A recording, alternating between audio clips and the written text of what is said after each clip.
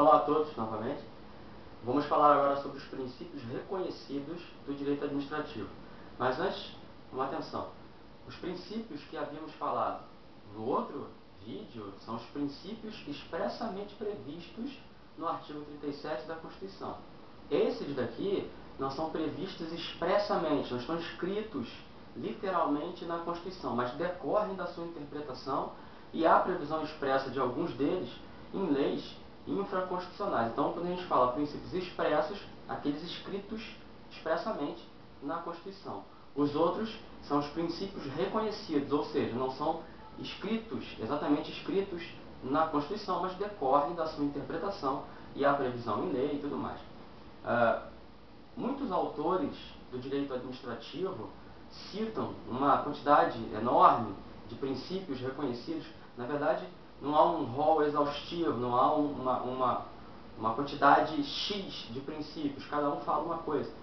Bom, para nós aqui no concurso público, para fins de aprovação em concurso público, o que interessa são alguns princípios que são regularmente exigidos em prova, e são esses o que interessa a você, tendo em vista o seu foco, né? Então, vamos lá, o tema é princípios reconhecidos.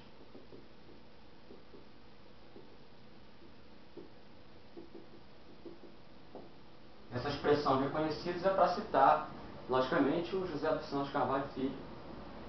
Ele menciona isso, e o primeiro deles que eu quero falar é o princípio da supremacia do interesse público.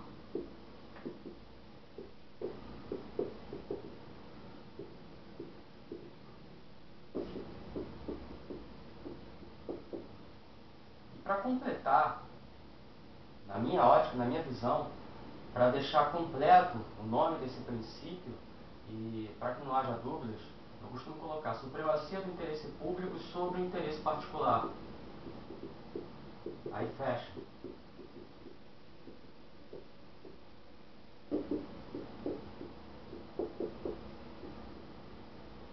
Então, de acordo com esse princípio da supremacia do interesse público sobre o interesse particular, havendo um choque de interesses, havendo dois interesses em conflito, de um lado, um interesse público na realização de alguma atividade pública, e de outro lado, um interesse privado que contradiz esse direito público, eles estão em choque, um quer, o outro não quer, então vice-versa.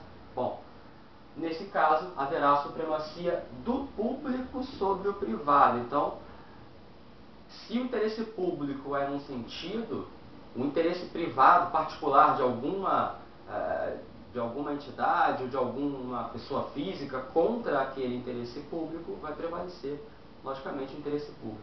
Mas são casos isolados, são casos particulares, e não como um todo, até porque um todo é o interesse público que vai prevalecer. Vou citar exemplo, por exemplo, você está dirigindo seu carro na rua e recebe uma multa de trânsito. Se você está em excesso de velocidade ou se você atravessou o sinal vermelho, essa multa de trânsito ela vem na criação do interesse público. Por que o interesse público? Porque há um interesse público na criação dessa multa para fins de coibir direção que seja perigosa, para não atrapalhar e não causar mortes, lesões corporais na direção de veículo automotor. Então essa multa, para coibir esse tipo de atitude, ela vem no interesse público. Mas você, particular, que recebeu essa multa, não vai querer ter essa multa. Então, de um lado, há o interesse público pela aplicação da multa. De outro lado, há o interesse particular desse motorista em não receber, não querer receber essa multa. Bom, o que vai prevalecer é o interesse público, mesmo que ele não queira, mesmo que o administrado não queira, ele vai sofrer contra si essa multa. Um outro exemplo, a gente pode citar também o Instituto da Desapropriação. Tá? Só para citar exemplo da desapropriação. Se há um interesse público na desapropriação de um determinado imóvel, é porque o Estado quer adquirir para si aquela propriedade e construir naquele local uma escola, um hospital. Mas vejam bem, você é dono dessa propriedade particular. você, o Estado, está lá em cima de você querendo desapropriar aquele seu bem, né? Tirar da sua propriedade e transferir para a propriedade dele, do Estado. Você, logicamente, não vai querer isso.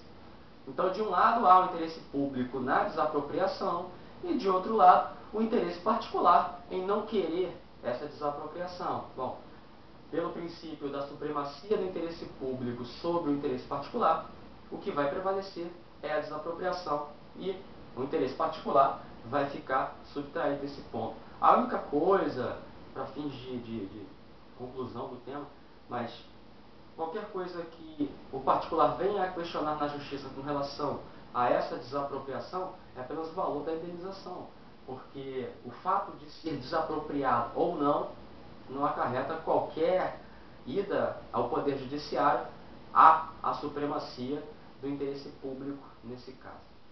Um segundo princípio, vou apagar o quadro, um segundo princípio interessante aqui, importante,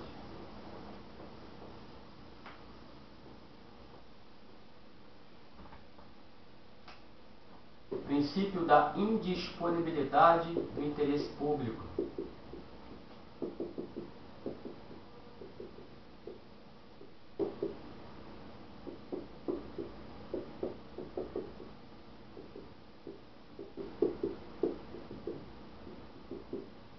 Indisponibilidade do interesse público.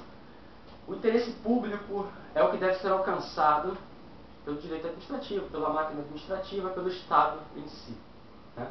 Então, esse interesse público não pode ser disposto, não pode ser deixado de lado, deixar para lá. Não interessa o interesse público, interessa sim. Interessa e muito e só interessa o interesse público, de modo que ele não pode ser disposto, ele não pode ser deixado para lá. Ele é indisponível, não tem como você dispor, né? O administrado não tem como o Estado dispor do interesse público, ele tem que alcançar sempre o interesse público. Então, por exemplo, no mesmo exemplo da multa de trânsito, em que um cidadão recebe uma multa de trânsito, questiona e não quer receber e tal, o guarda, o agente de trânsito que presenciar esse ato ilícito, a prática aí de uma infração de trânsito, ele não pode deixar de multar, porque essa multa vem no interesse público e esse interesse público ele é indisponível. Então, a parte as questões criminais, né, penais, com relação à omissão desse agente de trânsito na confecção da multa, no âmbito aqui do direito administrativo, é indisponível o interesse público, ele não pode deixar de multar, não pode deixar de aplicar essa multa. Por exemplo, também um servidor público que vai receber uma punição administrativa disciplinar porque praticou um ato ilícito, imaginando-se aí que esse superior hierárquico que vai aplicar a punição, um agente competente para aplicar essa punição, não queira aplicar a punição porque o servidor é gente boa, ele é muito querido e tudo mais. Bom, nesse caso não vai acontecer, não vai adiantar nada ele ser gente boa, porque o superior vai ter que aplicar a punição a ele, porque essa punição disciplinar vem no interesse público. Quer seja uma suspensão, quer seja uma demissão, quer seja uma advertência, enfim, uma aplicação de uma punição disciplinar. Praticou o ato ilícito, punição disciplinar. E o superior não pode deixar para lá, pelo menos investigar, enfim, lógico que tem um processo e tudo mais. Então, esse é o princípio da indisponibilidade do interesse público. Uma outra vertente também desse princípio é a indisponibilidade dos bens públicos, né? Via de regra, os bens públicos são indisponíveis. Você não pode dispor dos bens públicos. Você não, o Estado, melhor dizendo, o Estado não pode dispor dos bens públicos, né? Não pode alienar, via de regra, porque existem algumas exceções, que são, por exemplo, a autorização legislativa.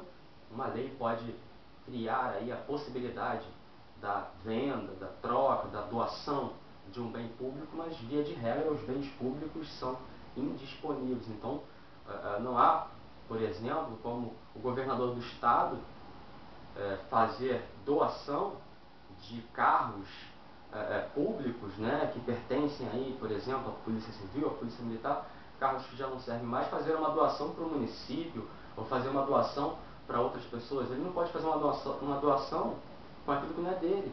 porque o carro não é dele, o carro é do Estado.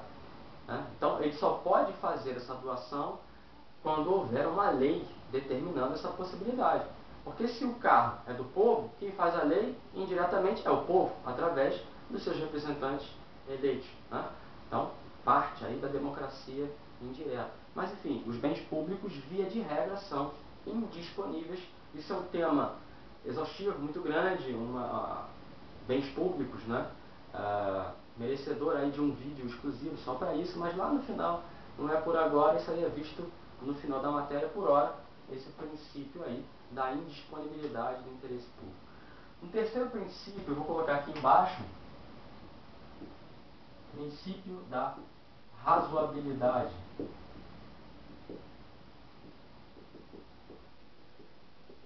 Princípio da razoabilidade. Razoabilidade, esse princípio, embora lá no direito constitucional existe uma divergência com relação à razoabilidade, à proporcionalidade, uns falam que são duas coisas diferentes, outros falam que a proporcionalidade está inserida na razoabilidade. Aqui no direito administrativo, que se fala razoabilidade, se fala proporcionalidade, e dá na mesma, até porque a proporcionalidade não tem como você dissecar, né? O próprio Carvalhinho, também já citado aqui, novamente, ele mesmo diz, olha, é muito complicado, não tem como você tirar uma coisa da outra, então você vai razoabilidade, mas se disser proporcionalidade, as bancas de concurso vão no mesmo sentido, para elas significa a mesma coisa, fica tranquilo. Mas então a razoabilidade, proporcionalidade, no direito administrativo, enfim, ela serve numa perfeita adequação entre meios e fins. Qual é a finalidade que se quer alcançar? Qual o fim específico que se quer alcançar com a prática de um ato? Esse ato, para alcançar esse fim, deve ser um ato razoável. Né? Vamos explicar melhor dando exemplo. Exemplos aí que você vai encontrar em livros de constitucional e tudo mais. Exemplo do carnaval. Né? Carnaval em que há comprovação, existe a comprovação de um aumento na incidência do vírus HIV no período do carnaval. Existe essa estatística de fato. Né?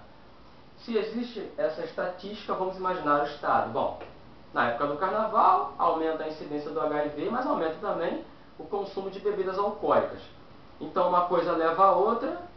Bom, tive uma ideia, eu sou o Estado, tive uma ideia.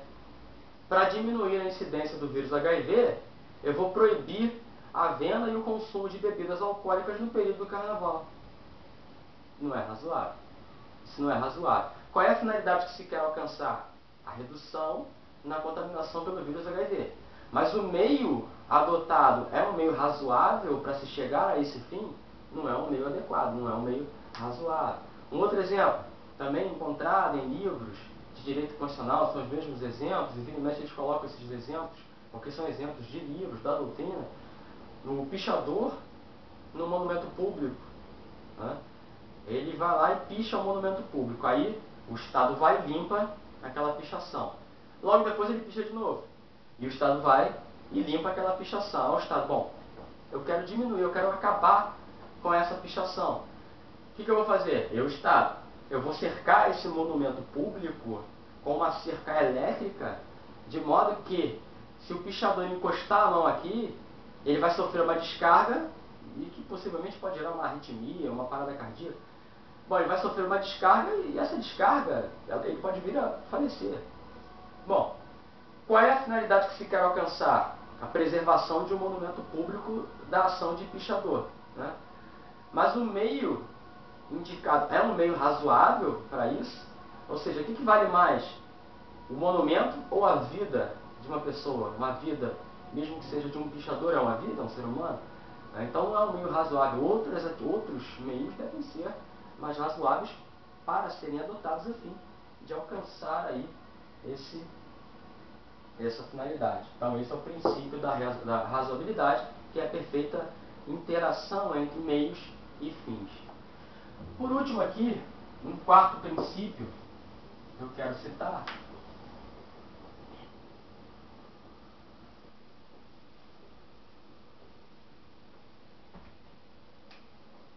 Quarto princípio reconhecido é o princípio da continuidade.